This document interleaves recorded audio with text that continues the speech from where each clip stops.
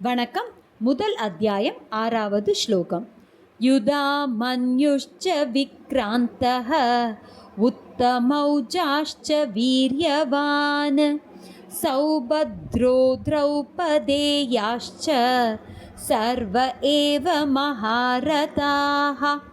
இப்போ விளக்கத்தை பார்க்கலாங்க. துரியோதனன் துரோணாச்சாரியாரிடம் கூறுகிறார். அவர் அர்ஜுனனோட படையை பற்றி பேசிட்டு வர்றாரு இல்லைங்களா, படையில் இருக்கிற வீரர்களை பற்றி சொல்லிட்டு வர்றாரு. இந்த ஸ்லோகத்திலையும் அங்கே இருக்கிற வீரர்களை பற்றி தான் சொல்கிறாரு. வீரமிக்க யுதாமன்யுவும் வலிமை மிக்க உத்தமௌஜஸும் சுபத்ரியின் மகனான அபிமன்யுவும் திரௌபதியின் மகன்களும் இவர்கள் அனைவரும் சிறந்த மகாரதிகள். இந்த ஸ்லோகத்தில் துரியோதனன் பாண்டவர்களின் படையில் இருக்கும் மேலும் சில வீரர்களை பற்றி குறிப்பிடுகிறார். ஃபர்ஸ்ட் யாரை பற்றி சொல்கிறார்? யுதாமன்யு மிகுந்த வீரமுடையவர்.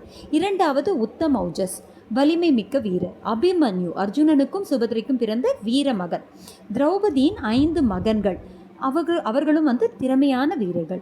துரியோதனன் தொடர்ந்து பாண்டவர் அணியின் வலிமையை எடுத்து கூறுவதன் மூலம் அந்த படையின் சக்தியை நன்கு உணர்ந்திருந்தான் என்பதை இந்த ஸ்லோகம் நமக்கு காட்டுகிறது.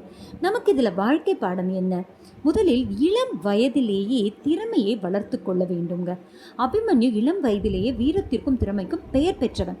வயது குறைவாக இருப்பது சாதனைக்கு தடையல்ல. இரண்டாவது, உங்கள் திறமையை அடையாளம் காணுங்கள். ஒவ்வொருவருக்கும் தனித்தனி திறமைகள் உள்ளன. அவற்றை கண்டறிந்து தொடர்ந்து வளர்க்க வேண்டும். மூன்றாவது, குழுவின் ஒவ்வொருவரும் முக்கியம். ஒரு பெரிய வெற்றிக்கு ஒரே ஒரு வீரன் போதாது.